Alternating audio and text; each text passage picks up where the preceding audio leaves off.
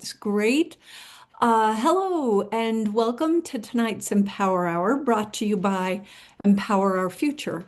My name is Mary Pettigrew, and I'm a member of the Empower Our Future communications team. I will now read the land acknowledgement. We acknowledge, with respect, as non-native people, that the land on which we stand, live, and learn is the traditional territory of the Ute, Cheyenne, and Arapaho peoples. Let us seek to understand what it means to be in right relationship today with the traditional stewards of this land and with this land itself and with all the creatures that inhabit it. So without further ado, I would like to introduce you to our guest tonight, Dr. Cindy Warren. She is a retired anatomic and clinical pathologist with more than 20 years experience in the Denver metropolitan area. Since retirement, she has leveraged her medical expertise into regional environmental advocacy, and she serves on the board of PLAN-Boulder County. Currently, Dr. Warren is focusing her efforts on Xcel's upcoming coal ash remediation. In addition to raising public awareness about this project, she has championed strict safety protocols for the cleanup, insisting on rigorous protections against toxic airborne ash for residents, wildlife, and the environment. And so with that, I'd like to turn it over to Cindy. Thank you so much, Cindy, for being here, and take it away. Okay. All right. Well, thank you, Mary, for the introduction, and thanks to everyone listening for taking the time to be here this evening. It's great you're interested in coal ash. I think the remediation will be a significant event for our community, and I believe it's important to increase public awareness of the risks associated with the remediation. I'll be talking a bit about coal ash in general, the specifics of the Valmont remediation, and options moving forward.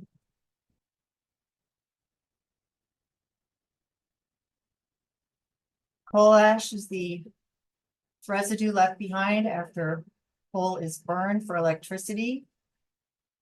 Toxins in coal ash are 2 to 10 times more concentrated than in unburned coal. Coal ash is the second largest industrial waste stream in the US, and about 70 to 100 million tons are generated annually. Coal ash is stored in landfills if it's dry and ponds if it's wet. Ponds are also known as surface impoundments. The vast majority of landfills and ponds are unlined. And surprisingly, over 90% of US coal plants are contaminating groundwater above federal safety standards now. There are 4 toxic elements in coal. PM 2.5 is particulate matter with a diameter of 2.5 microns or less. As a point of reference, a human hair is between 70 to 100 microns, so much smaller, extremely small, so small that it's easily inhalable and can get to the very deepest portions of your lungs. Once it's there, it can enter the bloodstream and then be carried to distant organs. Long-term inhalation is associated with increased risk of COPD, heart disease, and stroke, as well as cancers, including lung, breast, colorectal, and liver. Silica is another coal ash component that's a mineral. Long-term inhalation is associated with silicosis, which is lung fibrosis, COPD, and lung cancer. The radioactive elements, uranium, thorium, and their decay products are present as well. Long-term inhalation is associated with lung and cardiovascular disease, as well as cancers of the lung, bone, thyroid, and various leukemias. And finally, there are 25 heavy metals. So a large group of heavy metals. The most noxious are lead, mercury, arsenic, chromium, cadmium, and selenium. And long-term inhalation is associated with many chronic illnesses and cancers. In fact, the metals can affect nearly every organ in the human body. This is a diagram known in coal ash literature as the coal ash man. He's almost exclusively showing metal toxicities. There's 16 demonstrated here, so it's not an inclusive list. As you can see, different metals cause different problems, affect different organs. Some metals can affect more than one organ. If you look at them as a group, the most common chronic illnesses are lung and cardiovascular disease, kidney and liver disease, as well as developmental and reproductive issues. In terms of most common cancers, if you look at them as a group, it's lung, bladder, kidney, colorectal, stomach, prostate. And these are just the heavy metals. So in addition, you're including toxicities from the particulate matter, silica, and the radioactive elements we just discussed. So significant dangers associated with coal ash. Coal ash is also toxic to wildlife. They're particularly vulnerable because there are multiple exposure routes, inhalation, ingestion via food or water, and habitat contamination. Additionally, fish and amphibians, coal ash can enter fish and amphibians through their gills or through their skin, and fish, amphibian, and eggs can be affected by coal ash either through maternal transfer or absorption. The most toxic metals to wildlife are selenium, arsenic, mercury, and lead. Fish and amphibians have significant impacts. Spinal abnormalities occur, including twisted spines, cranial abnormalities, include a two-headed deformity from selenium. Oral deformities include jaw problems, teeth problems, mouth problems, and there are neurologic effects. All these combined make it difficult for fish to swim, to eat, to catch prey, and that results in significantly reduced survival rates. Birds are also impacted. They show shell damage, decreased embryo survival. Hatchlings demonstrate deformities. They may lose vision, go blind, have cognitive and neurologic effects. Those can manifest as tremors, seizures, weakness. You may have difficulty flying, difficulty catching prey. You may not be able to care for their lung. They may not be able to navigate. So serious problems leading to reduced survival rates. Mammals are also affected. They have neurologic effects, impaired motor skills, which can result in decreased coordination, mobility, impacting their ability to catch prey. They also have developmental issues, organ damage, and decreased fertility. These are photos from Sombrero Marsh. Sombrero Marsh is designated by the city as a critical wildlife habitat. It's a sensitive ecological area, and it's 0.4 miles from the power station, just off 63rd Street, so it's very close. I think it will be highly vulnerable to toxins associated with airborne ash during the remediation, as well as other wildlife populations throughout Boulder. There have been multiple coal ash disasters in the United States over the years. The largest was at Tennessee Valley Authority's Kingston fossil plant in Tennessee in 2008. A 6-story retaining wall failed, and over 1 billion gallons of sludge was released into the Emory River. It's covered 300 acres of land. The cleanup was prolonged, and over 60 cleanup workers died, and more than 250 developed cancers and serious chronic illnesses. anyone's interested in learning more about the disaster, there's a book recently released called Valley So Low, which describes what went on in detail during and after the spill. Another high-profile event occurred at Duke Energy's Dan River Station in North Carolina in 2014. There, a pipe beneath a coal ash pond ruptured, releasing 39,000 tons of coal ash and 27 million gallons of contaminated water into Dan River. Sludge coated over 70 miles of river, and in some areas was more than 5 feet in thickness. Related to the spill, charges were filed against the Duke Energy subsidiaries, and they eventually pleaded guilty to 9 criminal Clean Water Act violations and paid $102 million in fines. This is a picture from a photograph from Emory River in 2008. The large floating mounds are coal ash. They're sometimes referred to as ashbergs because they resemble icebergs, but they're composed of coal ash. These ashbergs can severely damage ecosystems, smothering aquatic habitats. They result in extremely contaminated water, which devastates aquatic life, sometimes resulting in dead zones of sludge where really nothing can survive. Cleanup is very difficult, and after cleanup, contaminants remain in sediment.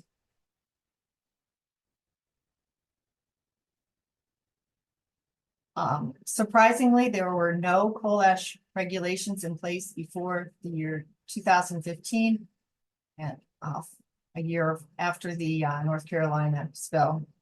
At that time, the EPA issued the Coal Combustion Residuals Rule, known as the CCR Rule, which established standards protecting public health, but also created a loophole exempting inactive sites. And inactive sites are known as legacy sites. Environmental organizations were unhappy with the loophole and eventually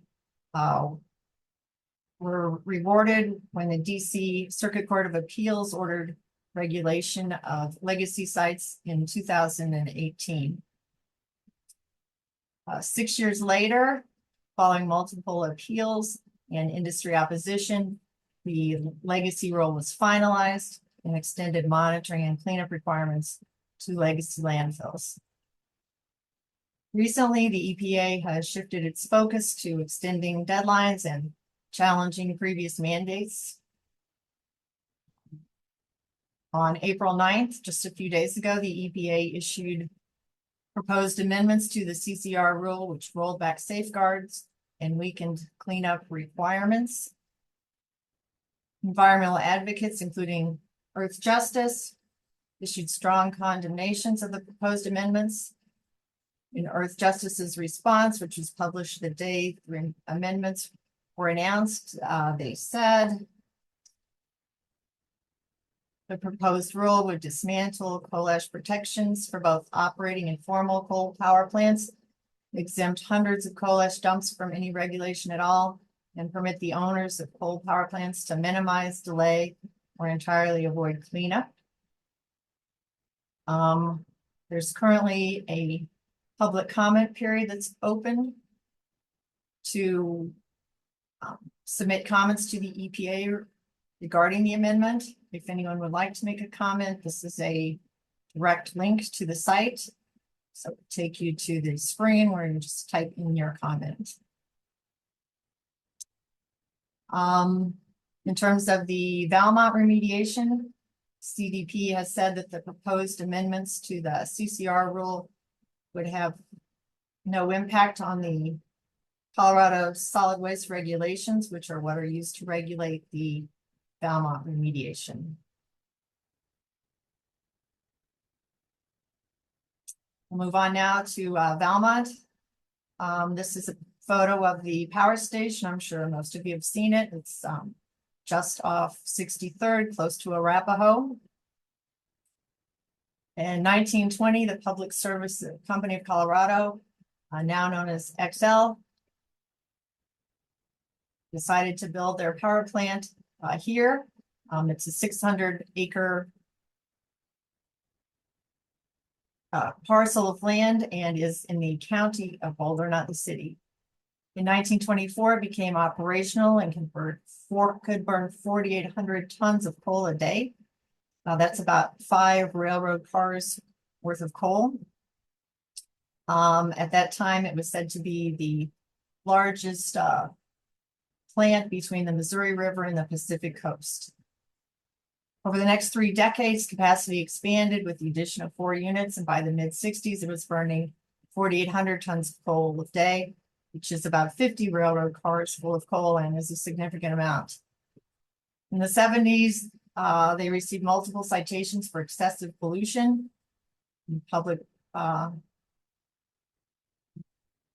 became worried about environmental concerns. Over the next 3 decades, those concerns increased and peaked in 2009 when there were several intense public protests.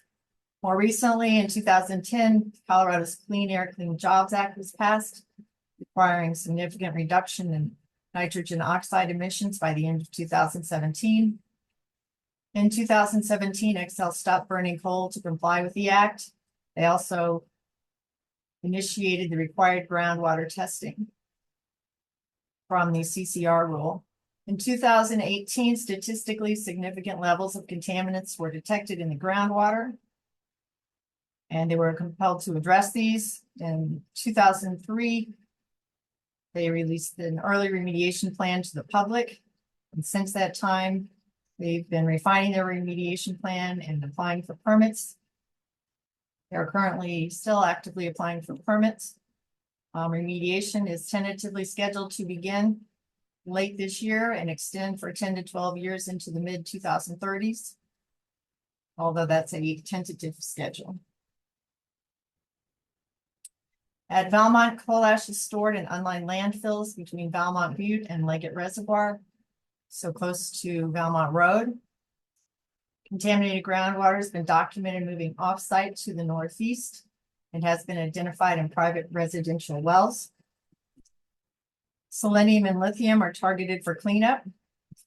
The landfill undergoing remediation contains 1.8 million tons of coal ash. Additionally, Xcel is importing 200,000 tons of coal ash from Cherokee Generating Station in North Denver to Valmont for processing. So that brings the total amount of ash to 2 million tons. There are 2 components to the cleanup, 2 separate components. One is the pump and treat operation, which is addressing the contaminated groundwater. The plan is to place extraction wells within the within the plume of contaminated groundwater, pump the contaminated water out to the surface. Once there, it will be treated to remove pollutants and subsequently discharged. Discharge site hasn't been announced, and this will take place for several decades, at least 3 decades. Second component of the plan is the source removal, which means ash removal. This is the landfill they're going to be remediating. We plan to take out ash from most of it, although they're leaving ash in cell D. Xcel says they can do that because that area is not impacting groundwater. After the ash is out of the landfill, it'll be loaded onto trucks, driven on this half-mile road on Xcel property to the processing station, which is next to the power plant. Once it's there, it will be mixed with ash from Cherokee, unloaded, mixed with ash from Cherokee, and then processed on site to produce a product used in the concrete market. And that product will be a substitute for Portland cement. All steps of that process of source removal, from excavation, transportation, loading, unloading, mixing, processing, will result in coal ash becoming airborne and thus respirable. Groups at increased risk are the very young, the very old, those with lung disease or heart disease, pregnant women, children, and the immunosuppressed. Locations within 1 to 2 miles of Valmont Station include Sombrero Marsh, which I previously mentioned, Boulder Tech Educational Center, which is a school, Naropa University, Stasio softball fields, farms near Valmont Road, residential neighborhoods, and Columbine and San Lazaro manufactured housing communities.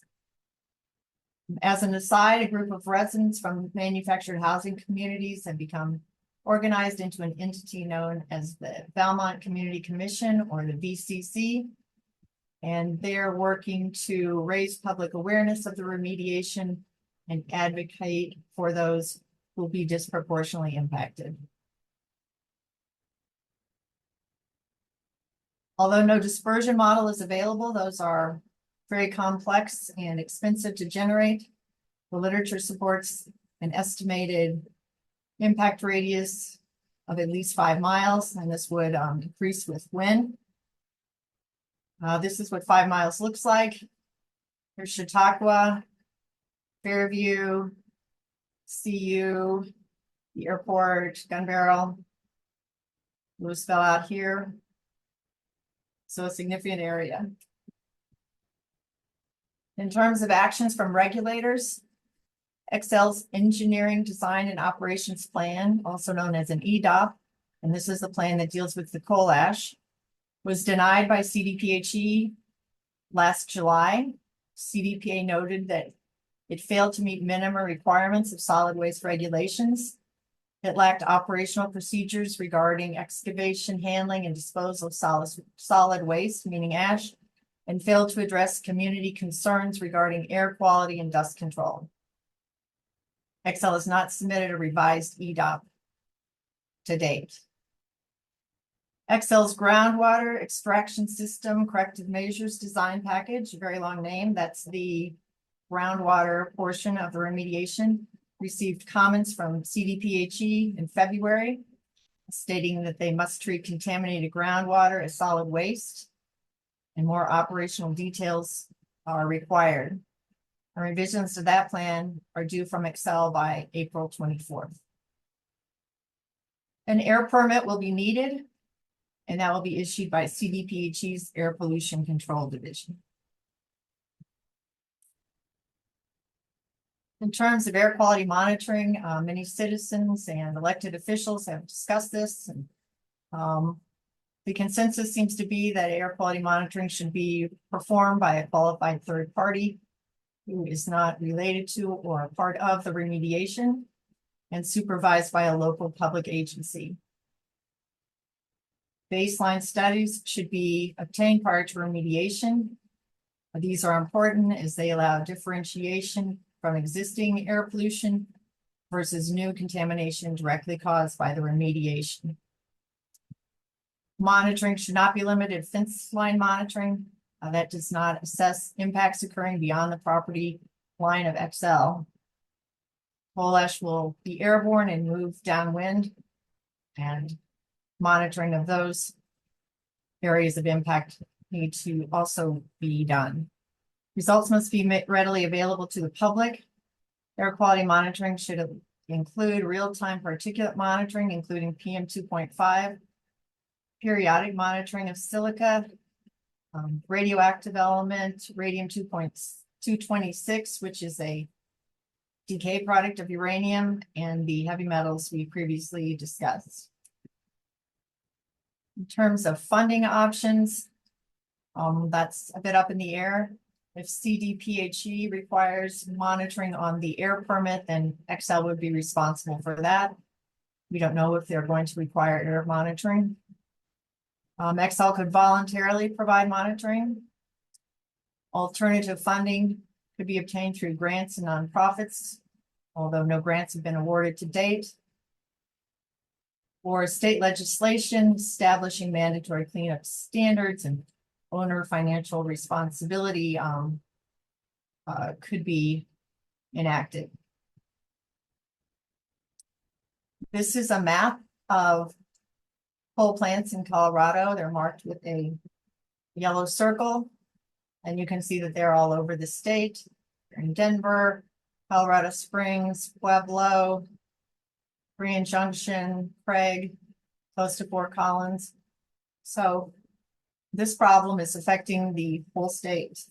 This is the same 12 power plants in chart form. You can see here, not all of the power plants have had groundwater data reported, but of those that had, they all show contamination. And likely, many of these will need to undergo remediation.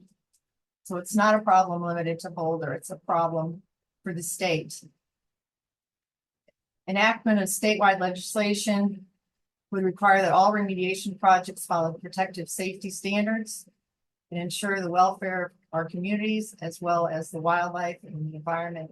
So certainly something to consider, would benefit all of us. Regarding public input, I think the best opportunity for our voices to be heard is through the CDPHE EDOP public comment period. Again, the EDOP is the coal ash removal portion of the process. That's expected to happen later this year and will last for 60 days. CDPHE will provide an email address once the comment period opens. If anyone would like me to notify them when that happens, let me know and I'll add you to my list. CDPHE has stated several times that they'll take these comments very seriously. And I think the more comments they receive, the greater impact they'll have. It's unclear if there will be a public comment period associated with the air permit. If there is, then those comments would also be important. In terms of contacts, Taylor.Pierce of CDPHE is the primary contact person, and Director White heads the solid waste division. At Xcel, Matthew.Somogyi is the contact person and is the manager of environmental services for waste and remediation. In terms of elected officials, I think it would be helpful to contact Senator Amable, Representatives Joseph Smith Brown, and Congressman Neguse, as well as City Council and County Commissioners. Several of those individuals have been involved today. Written letters been very helpful. This is a letter from Senator Amable to the Executive Director of CDPHE, in which she voices her concerns regarding health risks posed by the remediation and outlines general air monitoring requirements that are similar to those we talked about today.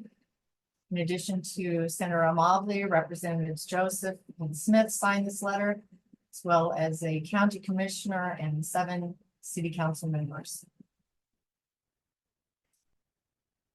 Xcel wrote a letter to, City Council wrote a letter to Xcel in January regarding their franchise and partnership expectations going forward. They addressed multiple points, one of which was the remediation. They also voiced their concerns regarding air quality and included what they felt constituted adequate monitoring. And that mirrors what we talked about earlier. The county commissioners sent a letter to CDPHE recently, in which they voiced their concerns about resident health. And Boulder County Public Health also sent a similar letter. So we're making progress, and it's great we have some of our officials involved, but there's still a long way to go. The bottom line in my mind is that if adequate air quality monitoring doesn't occur, the public will be unaware of exposure issues and corrective actions won't take place. And it's also true that if inadequate air quality monitoring occurs, we'll be unaware of exposure issues and corrective actions won't take place. So I think we need to be very cognizant of the fact that monitoring is good, but it has to be adequate to protect us from exposure to coal ash over 10 to 12-year period. Here's a list of references that I found particularly helpful. If anyone would like me to forward these on, I'm happy to do that. And that's about it for me. Thank you very much for your time and interest. I'm happy to answer any questions. If you have questions. Great. Well, thank you, Cindy, for an excellent presentation and a sobering alert to this toxic giant that exists at the edge of our city. We do have questions, and I'll begin with Virginia's, and it says, is Valmont a legacy site under the current definition? And where do the funds from regulatory fines go? Valmont has a regulated landfill, which is what we're talking about now. They also have a legacy landfill, which is completely separate landfill, although it's very close in location. That is not part of the ongoing remediation. And the legacy landfill could be impacted by the recently proposed amendments. That's unclear at this time. Xcel has been monitoring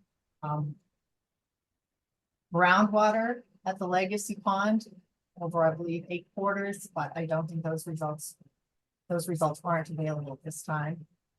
So the legacy landfill is an unknown. Everything we're talking about tonight is the regulated landfill. Great. And where do the fines go? No, I don't know where the fines go. Great. That's a good question. I would need to look that up. Okay, we'll move on to Leslie, who says, has Xcel held many meetings that are open to all the public on the Valmont coal ash situation? I believe they held a meeting in May of 2023, which was a small meeting, as I recall, and I'm not sure that they've had another meeting since then. Boulder County Public Health has had a couple of meetings that occurred in 2024. I went to one of those and Xcel wasn't there. I don't know if they went to the other 2. I'm not aware of another meeting at Xcel. Okay, thank you. And another question from Leslie. What kind of air monitoring other than fence line monitoring do you think should be done? In CDPHE's EDOP denial, they said that Xcel needed to do monitoring at every site of ash disturbance, so that would be source monitoring. Also, background monitoring is also known as monitoring within the community. Often that's done within 3 miles of the site and at sensitive locations or underserved locations. That should also be done. To limit monitoring, and you need to monitor obviously worker exposures, but to monitor just at fence line, that's just the property boundary. That doesn't tell you what's happening in the community. So I think it's important to not limit monitoring to the fence line. Okay, a question from Jim. He says, why does Hayden have so much coal ash, 8 million tons? That's another good question that I don't know the answer to.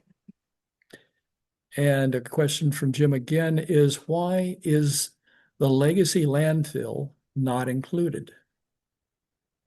So the loophole I was talking about for the original CCR rule exempted sites that were closed before that ruling took effect, and the date was October 19th, 2025.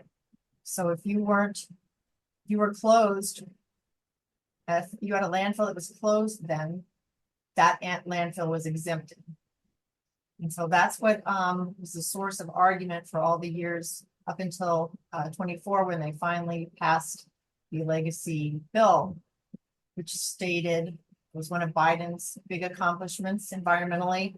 And it said that all the landfills had to be evaluated and they couldn't continue to contaminate groundwater. What Trump's done is push deadlines back for the requirements regarding the legacy landfills, and then most recently change requirements. And it's hard to tell exactly where they're going to go, but you know, there may be very minimal legacy requirements. I believe there's talk of closing them up while they're contaminating groundwater. So the legacy landfills are very much up in the air at this time. Okay, a question from Paul. He says, unfortunately, ACPD allows oil and gas operators to do a sniff test to detect leaks. Would the coal ash dust be detectable to a passerby? Would I be able to tell if I am breathing PM 2.5 and other pollutants? No, you would not. Okay. Can you tell me if Xcel has a position that it's taken with regard to air quality monitoring beyond the fence line? Initially, they said there would be no air quality monitoring. More recently, I believe they've agreed in theory to some monitoring. From what I don't want to speak for Xcel. From what I've seen, that seems somewhat limited, but I would let them speak for themselves regarding what they're willing to do. Okay, and Paul follows up with a question asking, what does PM 2.5 consist of?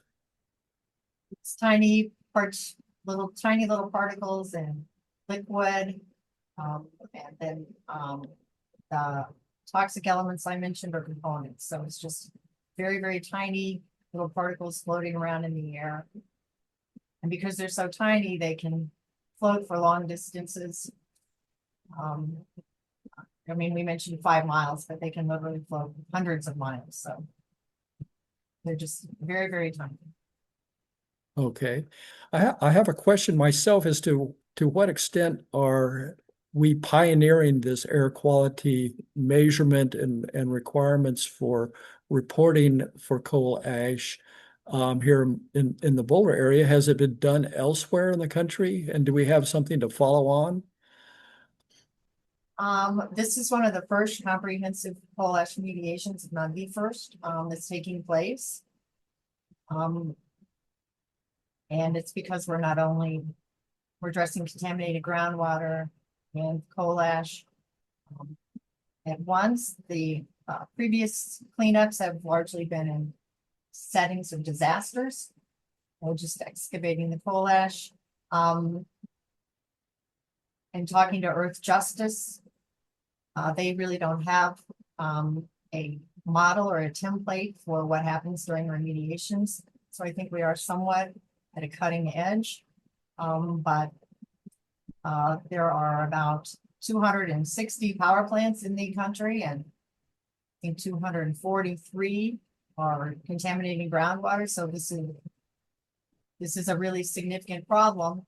And before the recent changes to the regulations, remediations were going to be happening. Because ours is ongoing and run by the state of Colorado, who is more strict than the EPA at this point. Ours is continuing to move forward. And I think those sites in Colorado will continue to be under review, but I can't speak for the rest of the country. But in that we have 12 sites, and this is a significant problem. I think legislation would be very helpful. Also, some of those sites probably will be less able to advocate for themselves than we are. So we'd be, I think, doing them a tremendous service to make sure that they get adequate air quality monitoring and dust control.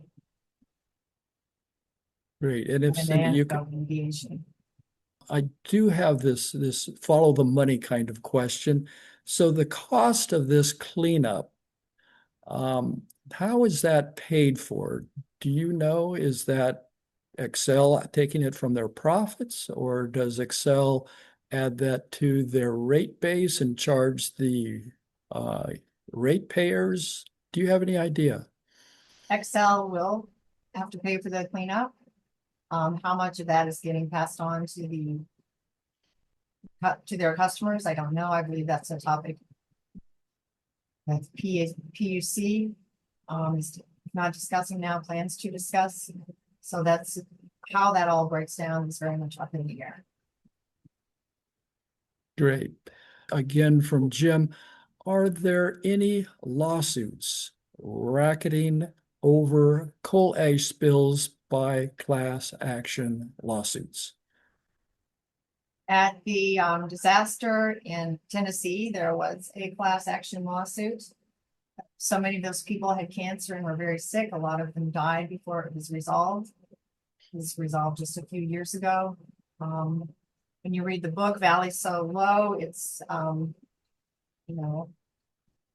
Tennessee Valley Authority had very deep pockets, and the people involved in a class action suit and their attorneys did not. So it didn't end well for the people affected.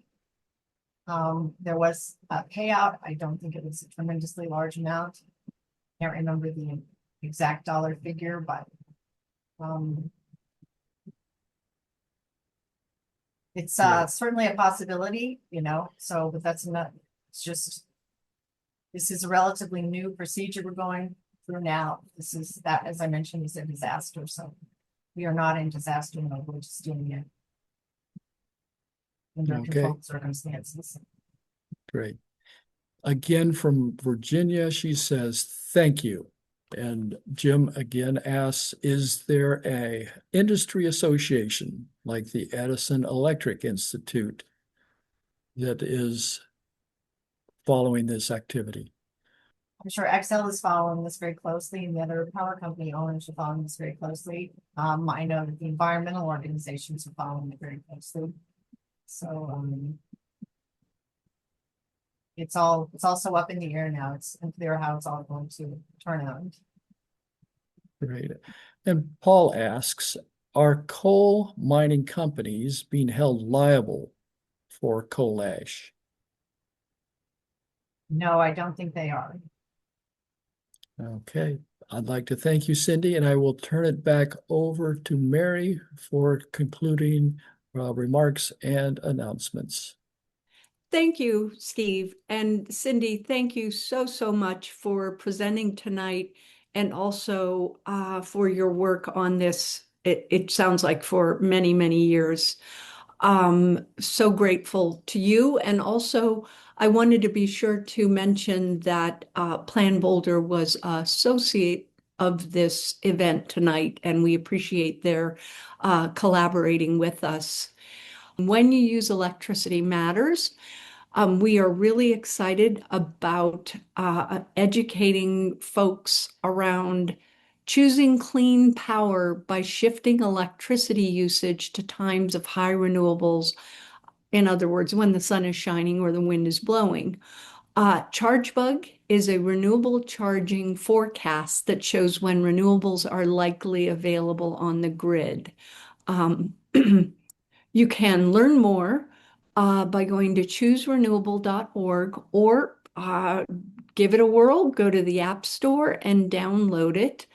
The ChargeBug team is very open to hearing your input. They'd love to know, your experience. If you have questions, they will actually answer them. Currently, the free app is available only for iPhone. However, the Android version is expected to be released soon. So one more thing, I want to just take a moment to thank the other Empower Our Future communication team members who are integral to making these Empower Hours happen.